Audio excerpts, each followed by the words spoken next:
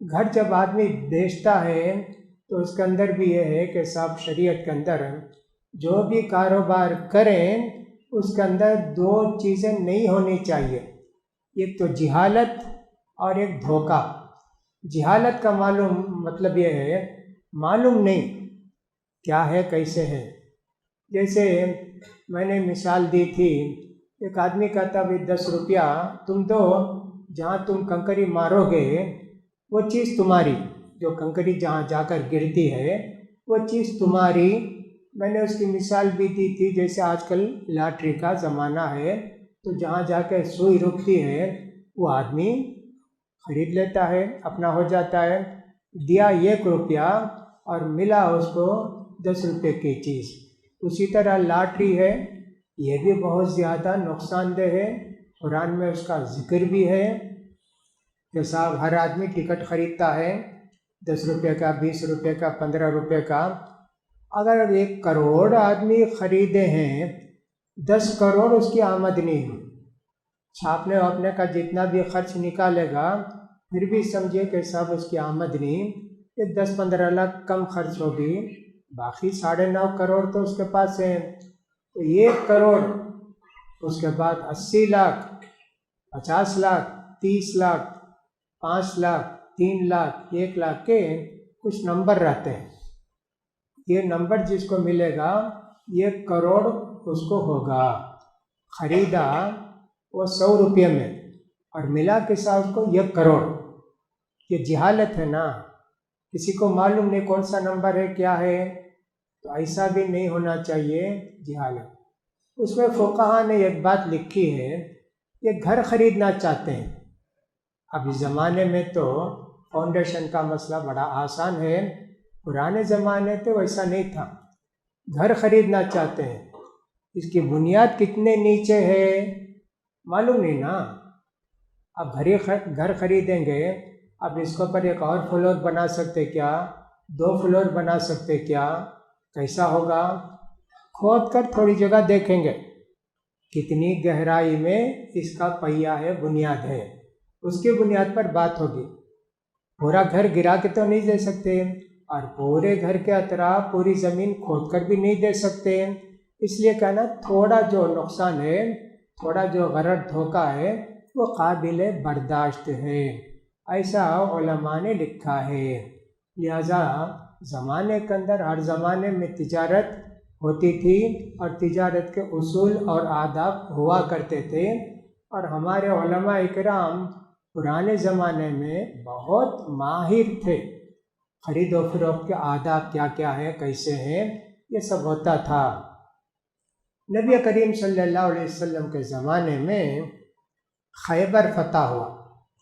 खैबर एक बस्ती का नाम है, वहाँ यहूदी रहते थे। मदीने से अल्लाह के रसूल सल्लल्लाहु अलैहि वसल्लम ने उनको निकाल के बाहर भेजा, खैबर में जाकर आबाद हो गए।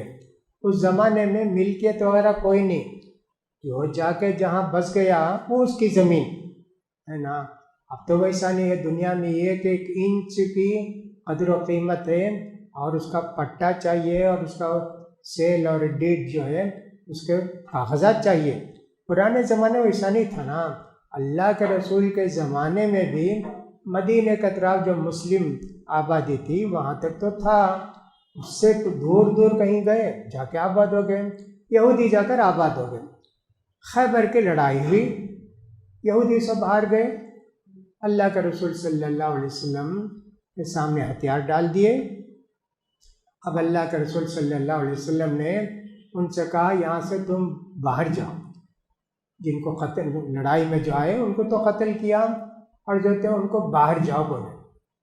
उन्होंने कहा अल्लाह के रसूल, अब वो अबुल कासिम बोलते थे, अल्लाह के रसूल क्यों बोलेंगे, वो मानते नहीं थे ना। अबुल कासिम हमको यहीं रहने दो, ये काम करते हैं ना, खैबर के जितने खजूर के दरख्त और बागात हैं इनको हम लोग पेरे बड़ा किए, हम लोग जानते हैं इसमें क्या होगा, कितना होगा, कितनी खजूर निकलेगी, आप लोग तो ज़्यादा नहीं जानते ना। तो लिहाजा आप हमको रहने दीजिए, हम लोग पूरी काश्तकारी करते हैं। साल में जब खजूर होती ना, अच्छा ज़रा पुख्ता होने के बाद आप किसी को भेजिए, वो अंदाज़ा करेंगे इस दरख्त में इतना है, इस दरख्त में इतना है, पूरा अंदाज़ा करके भाई इतना दोगे तुम, आधा हमारा आधा आपका। उसको बोलते हैं उर्दू में बटाई, बटाई पर देना, बांट लेना जो कुछ होता है। हाँ जायज़ है। इससे ये भी मालूम हुआ कि अगर मुसलमान की ज़मीन है तो नॉन मुस्लिम को दे सकते कि साहब ठीक है काश्त करो, जो भी धान होगा हमारा इतना और तुम्हारा इतना। जो ज़मींदार हैं इत्तेफाक से हमारे यहाँ तमिलनाडु में ख़ासकर मुसलमान बहुत कम काश्तकार हैं। अलबत्ता विल्लुपुरम से आगे कन्याकुमारी तक, बहुत तंजावुर वगैरह के अंदर बहुत सारे मुसलमान, उनके ये हैं बागात भी हैं। बागात तो खैर यहाँ भी थोड़े मुसलमानों के हैं, उनके खेत हैं तंजावुर वगैरह के अंदर। बहुत सारे मुसलमान ज़मींदार हैं, वो ख़ुद काश्तकारी करते नहीं तो किसी को देते धान वगैरह पेरने के लिए। तो बहरहाल ये लोग वैसा किए तो अल्लाह के रसूल ने कहा ठीक है जी, आधा हमको दे देना, आधा तुम्हारा। तो जब खजूर पकने के दिन होते तो अब्दुल्ला बिन सलाम जो एक यहूदी से मुसलमान हुए थे, नहीं अब्दुल्ला बिन रवाहा को भेजते थे, जाओ जी खैबर में देख के कितनी खजूर होती सब कॉन्ट्रैक्ट करके आओ। जाके यहूदियों से बात करते, वेदों को इतनी खजूर होती, आधा तुम्हारा आधा हमारा। थोड़ी देर के लिए ऐसे समझ लें 10 टन होती, उन्होंने कहा 5 टन हमारा 5 टन तुम्हारा। यहूदी बोलता अरे इसमें इतनी होती नहीं, ऐसे बोलकर वो तो झूठ बोलने वाले गलत लोग हैं। तो फ़ौरन अब्दुल्ला बिन रवाहा कहते ठीक है, हम पूरी खजूर निकाल कर तुमको 5 टन दे देते। तुम बोलते ना 10 टन नहीं, हम 5 टन तुम नहीं अच्छा मान लेते थे। ऐसा है, हालांकि यहूदी को अल्लाह के रसूल ने ज़मीन दी, वो मुसलमानों की ज़मीन, उसमें खजूर के दरख्त, उसमें जो फल होते थे आधे यहूदियों के आधे मुसलमानों के, और बहुत बड़ी एक तरह से दौलत मिली मुसलमानों के लिए अल्लाह के मेहरबानी से। उसके बाद मुसलमानों के घरों में खाने पीने की चीज़ें रहने लगी।